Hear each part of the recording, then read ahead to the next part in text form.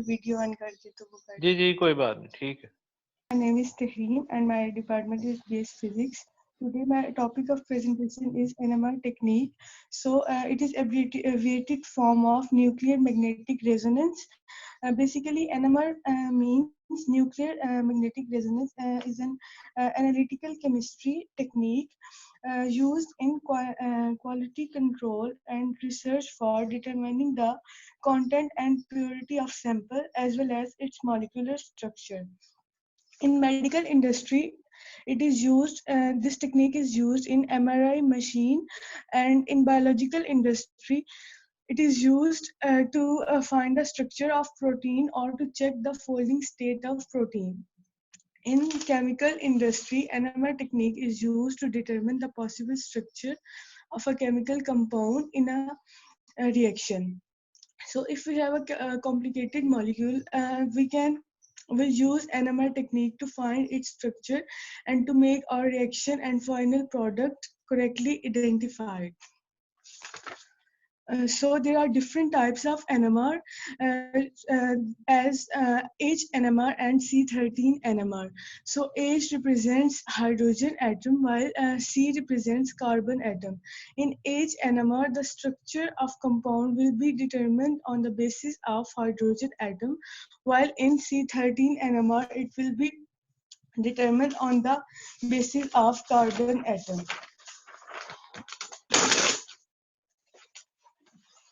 So I'll explain the NMR technique with the help of showing its instrumentation.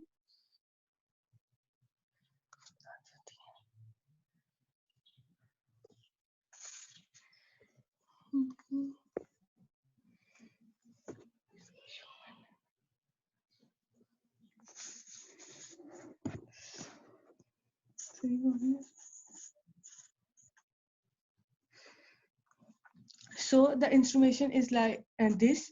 We place our sample in a tube in a magnetic field, and then we'll through radio waves on the sample through radio frequency generated. Detector will detect the loss of energy from the sample and display in form of a graph on the display screen.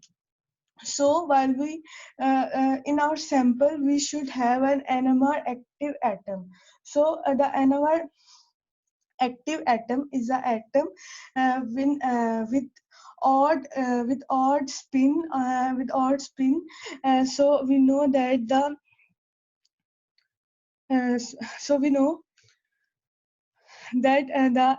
active and the atom have proton and neutron it's in its nucleus, and in they spin around the nucleus.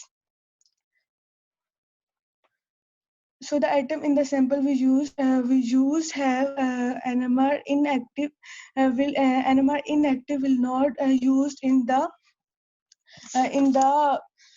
NMR technique. The proton present in the nuclei of NMR active atom is spinning and act as magnetic. So let's suppose that the magnetic of NMR is from north towards south, and will be placed sample which has a proton which is charged particle. So when we placed a compound in a magnetic field, that the H atom which is not surrounded by electromagnetic atom surrounded by clouds of electron, when they place then electron also execute some magnetic field. When this compound will placed in the magnetic field, CH3 is surrounded by this carbon is surrounded by other hydrogen atom, so it will not change its magnetic field completely, and the direction will be like this, and this carbon is surrounded with hydrogen, but these hydrogens are also attracted by oxygen. So the magnetic field will be directly like north to south, and then and then this carbon hydrogen has beta induced shield, and this is shielded effect, while this is in alpha spin state, and this is de-shielded effect. So we'll through radio waves on the sample, and then the sample will be in resonance. This molecule will take low energy to reach this level, and while this will be take a higher energy, and it is represented by delta E is equal to h nu. While we can say that this then and they will reach in beta spin state, and to plot a graph on the display screen, we have this reaction in beta, in alpha spin state, the low energy state. So these molecules will lose energy to reach alpha spin state, and then the graph will be plotted on the display screen, and the graph will be like this, and it shows the these peaks shows the hydrogen atoms. And there are few terminologies we use in graph plotting, which is like chemical shift. It will be upfield or downfield. Upfield are those who are de-shielded, and downfield are those who are shielded. And there is another term which we use, which we known as splitting. The splitting of the graph is done by n+1 rule. N is equal to number of hydrogen and neighboring hydrogen atoms, and if in this molecule we see that if CH3 is neighboring by CH2, so n+1 rule will be like this. CH2 has two hydrogen, so 2 plus 1 and is equal to 3, while this CH2 have neighboring with CH3, so 3 plus 1 is equal to 4. That's why this side has 3 peaks, while this has 4 peaks.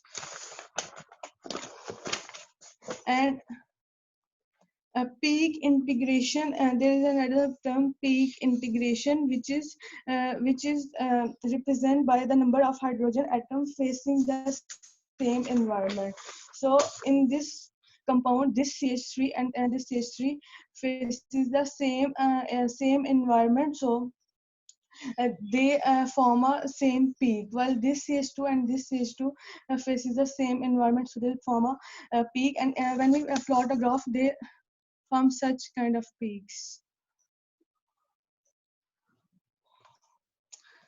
So that's how we plot a graph after finding the resonance, and after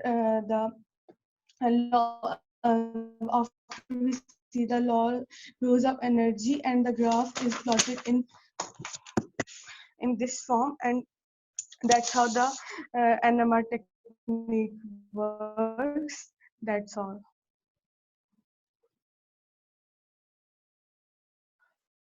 आपकी तहरीम इसके साथ वो दूसरी technique भी थी या सिर्फ NMR ही था आपका?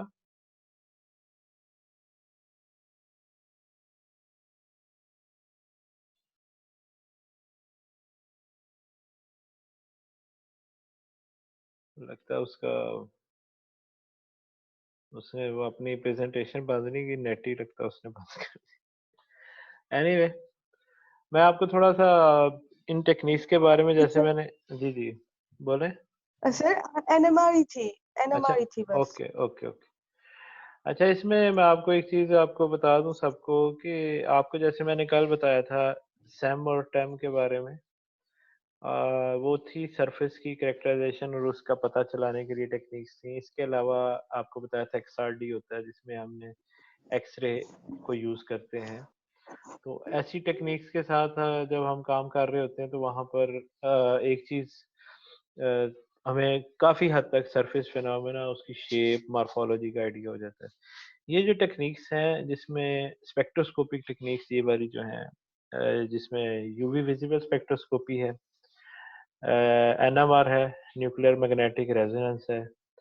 फिर उसके अलावा IR स्पेक्ट्रोस्कोपी है, इंफ्रारेड स्पेक्ट्रोस्कोपी, और चौथी टेक्निक है MS, मैस स्पेक्ट्रोस्कोपी। ये 4 टेक्निक्स रेडिएशन से रिलेटेड हैं। ये स्ट्रक्चरल इलूसिडेशन के लिए इस्तेमाल होती हैं कि फंक्शनल ग्रुप कौन से हैं, उसमें डबल सिंगल बॉन्ड कितने हैं, उसके अंदर किस तरह का उसका मोलर मास कितना है। तो हमें मुख्तलिफ टेक्निक से पता चलता है। एक चीज़ जो मैंने आपको शायद क्लास लेक्चर में बताई थी ये वाली, कि हम जो रेडिएशन का जो ग्राफ है, ultraviolet radiation, high energy radiation से, वो इलेक्ट्रॉन्स को अपर शेल में ले जाते हैं, फिर वो अपर शेल से नीचे आते हैं। एक्साइटेशन और डी एक्साइटेशन होती है। वो यूवी विजिबल स्पेक्ट्रोस्कोपी में हम अल्ट्रावायलेट रेडिएशन को और विजिबल रेडिएशन को यूज़ करते हैं, तो उससे एक्साइटेशन और डी एक्साइटेशन ही होगी। और उससे जो ग्राफ वगैरह हमें मिलते हैं, उससे हमें पता चलता है कि इसमें सैचुरेटेड कितने थे, अब वो सिग्मा कितने थे, पाई बॉन्ड, इस तरह की इंफॉर्मेशन हमें उसमें मिलती है। जो दूसरी टेक्निक्स है, उसके बाद आपको पता है विजिबल के बाद क्या आता है, इंफ्रारेड। इंफ्रारेड रेडिएशन से एक्साइटेशन और डी एक्साइटेशन इस हद तक तो नहीं होती, लेकिन ये कि इंफ्रारेड रेडिएशन उसको मूवमेंट और हिला-जुला तो देती हैं उसको, मॉलिक्यूल्स को, और उस मॉलिक्यूल्स के अंदर जो एटम्स हैं और उसकी बॉन्डिंग है, उसको डिस्टर्ब तो करती है। वहाँ से भी हमें ग्राफ मिलते हैं।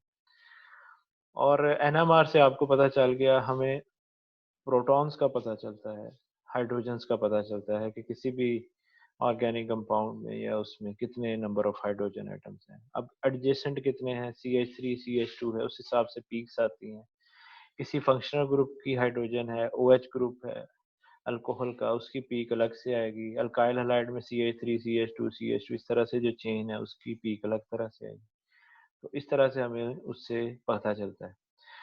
इंफ्रारेड से हमें पता चलता है कि उसके अंदर फंक्शनल ग्रुप कौन सा है, वो बॉन्डिंग स्ट्रेच करता है, बेंड करता है, उस हिसाब से हमें ग्राफ मिलता है। उसमें हम उसकी फ्रीक्वेंसी की बेस पे चेक करते हैं, फ्रीक्वेंसी नंबर से एवेल्युएट करते हैं। यहाँ पे नंबर ऑफ प्रोटॉन्स है, हम उसका फार और नियर डेटा लेते हैं। ये जो MS है, इस टेक्निक से हम उसकी फ्रेगमेंटेशन करते हैं। हम बम्बार्डमेंट करके हाई एनर्जी, उससे हम उसको ब्रेक करते हैं, ब्रेक करके फिर हम उसके डिफरेंट फ्रेगमेंट बनते हैं, यानी कि टोटे उसके हो जाते हैं मॉलिक्यूल के।